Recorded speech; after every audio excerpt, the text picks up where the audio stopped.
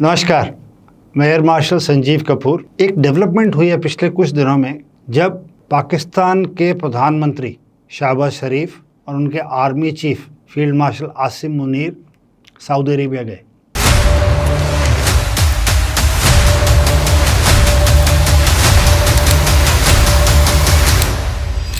तो Saudi Arabia में उनके जो क्राउन प्रिंस हैं MBS, उनके साथ और उनकी टीम के साथ एक समझौता हुआ, और उस समझौते के तहत जो बाहर निकल के हुआ है उसको स्ट्रेटजिक डिफेंस एग्रीमेंट उन्होंने नाम दिया हुआ है। और उससे ये निकल के आया है कि दोनों देशों ने क्या तय किया है कि अगर एक दूसरे की मिलिट्री इंस्टॉलेशंस और नेशनल सिक्योरिटी पे थ्रेट आएगा तो ये एक दूसरे की मदद करेंगे।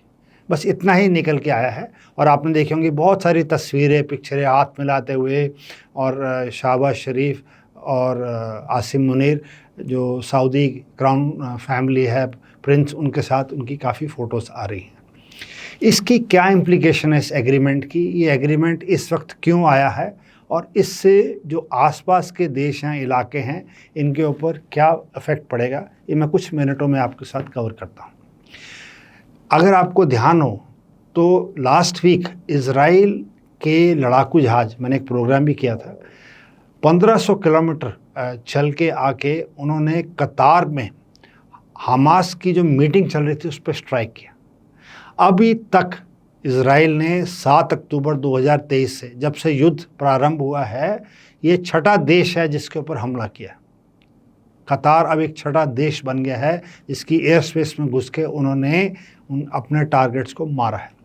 ये ऐसा हो नहीं सकता कि इज़राइल बिना अमेरिकन अनुमति के यहाँ आया हो, क्योंकि अमेरिका के अपने एयरबेस कतार में है और अमेरिका इनका एक क्लोजेस्ट अलाई है।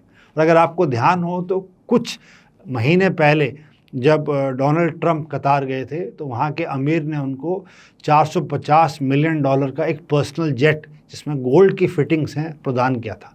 उन्होंने बहुत सारे कंसेशन दिए थे, गैस डिस्काउंटेड रेट पे दी थी। ये कहीं ना कहीं सोचे कि अमेरिका हमारा मित्र बनेगा, बट ऐसा कुछ नहीं हुआ। जब इज़राइल ने हमला करना के लिए बोला होगा अमेरिका को, उन्होंने अनुमति दी होगी और इज़राइल ने जाके कतार पे स्ट्राइक कर दिया। कतार इस एरिया का one of the most powerful Nations हैं। जब वो स्ट्राइक हो सकता है तो कहीं ना कहीं इस पूरे गल्फ़ रीजन में हड़कंप मच गया। उनको लगा कि अब नेक्स्ट हम हो सकते हैं, इज़राइल हमारे पे भी अटैक कर सकता है। इस बैकग्राउंड के तहत, और पाकिस्तान अभी अभी ऑप सिंदूर से बाहर निकला है, पाकिस्तान ने क्या किया, ये एक अपॉर्चुनिटी सेंस की और उन्होंने अपने जितने न्यूक्लियर हथियार हैं वो सऊदी अरेबिया के पास $6 बिलियन पे गिरवी रख दिए। पाकिस्तान में हर चीज़ वो गिरवी रख सकते हैं, तो उन्होंने उसके बहज सऊदी अरेबिया को अश्योर किया कि हम आपको ये हमारे न्यूक्लियर वेपन्स देंगे, जब आपको ज़रूरत होगी आपको हम कवर करेंगे, शील्ड देंगे, बट इसके बदले आप हमारे को पैसे दे दीजिए। दूसरा, पाकिस्तान ने 2500 ट्रुप्स, अपने जवान सऊदी अरेबिया भेज दिए, ऑलरेडी चले गए हैं। जिस दिन बैक साइंग हुआ उसके अगले दिन, और शायद मैं कहीं पढ़ रहा था, 3500 सऊदी रियाल उनकी तनख्वाह फिक्स की हुई है और ये पैसे सऊदी देगा। और ये जो ट्रूप्स हैं ग्राउंड पे, ये यमन बॉर्डर पे लगाए जाएंगे, क्योंकि हूतीज़ के साथ इनका युद्ध चल रहा है। तो सऊदीज़ को एक ट्रूप्स मिल गए। बट आपकी जानकारी के लिए, बैकग्राउंड के लिए, कई व्यूअर्स को मालूम नहीं होगा, बहुत दशकों से पाकिस्तान के जो इंस्ट्रक्टर्स हैं वो सऊदी आर्म फोर्सेस को ट्रेन कर रहे हैं। और सबसे गजब की बात यह है कि पाकिस्तान के कमांडोज जो सऊदी रॉयल फैमिली है उसको गार्ड करते हैं। The royal family of Saudi Arabia is guarded by Pakistani troops. तो ये इन दोनों देशों का बॉन्ड है। तो अब इनको पैसे की ज़रूरत है, सऊदीज़ को लगा कि इनके पास न्यूक्लियर हथियार हैं, और इन्होंने उनके साथ इसलिए एग्रीमेंट किया कि इनके पास बहुत ज़्यादा मिलिट्री वेपन्स हैं। तो पाकिस्तान ने सोचा कि कहीं ना कहीं अगर ज़रूरत पड़ी भारत के अगेंस्ट तो सऊदी उनके साथ खड़ा होगा।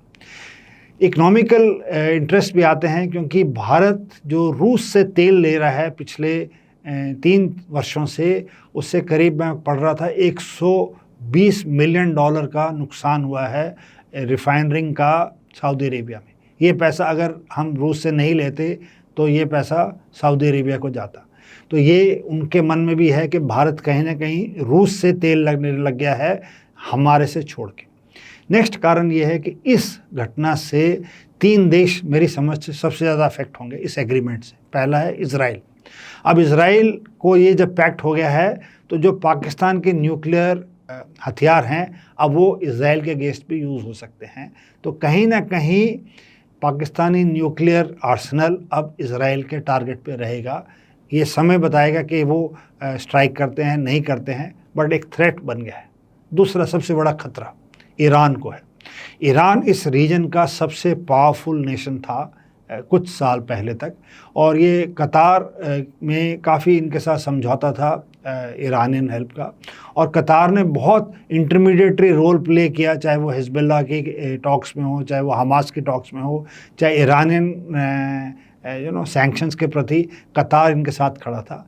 अब ये जो डिवाइड हो गया है, जो ये लाइंस ड्रॉ हो गई हैं शिया सुन्नी वाली, ये कहीं ना कहीं इनके खतरा प्रोड्यूस करेंगे ईरान के पास। तो ईरान अब सतर्क हो जाएगा, क्योंकि ऑलरेडी जो क्लोजनेस थी अमेरिका के साथ जब वो पीछे स्कर्मिश हुई, इनके स्ट्रेटेजिक बॉम्बर्स पाकिस्तान के थ्रू ऑपरेट किए थे। तो ईरान ये चीज़ ध्यान रखेगा और अलर्ट रहेगा पूरी तरह, और ईरान कहीं ना कहीं अमेरिका, चाइना या रशिया की तरफ ज़्यादा लीन हो सकता है। End of course lastly Bharat है। भारत को अब और सतर्क रहने की ज़रूरत पड़ जाएगी।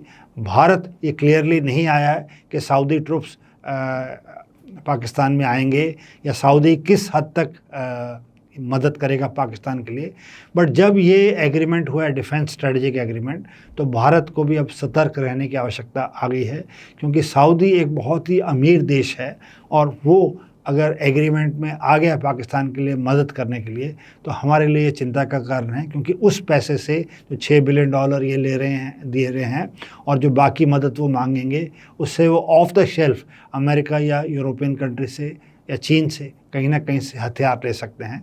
तो ये सारे कारण जियोपॉलिटिकली इस पूरे एरिया को, गल्फ़ रीजन को अब सतर्क कर दिया है, और बहुत फास्ट इस रीजन की जियोपॉलिटिक्स चेंज हो रही है पिछले 6-8 महीने में, स्पेशली जब से डोनाल्ड ट्रंप अमेरिका के प्रेसिडेंट बने हैं।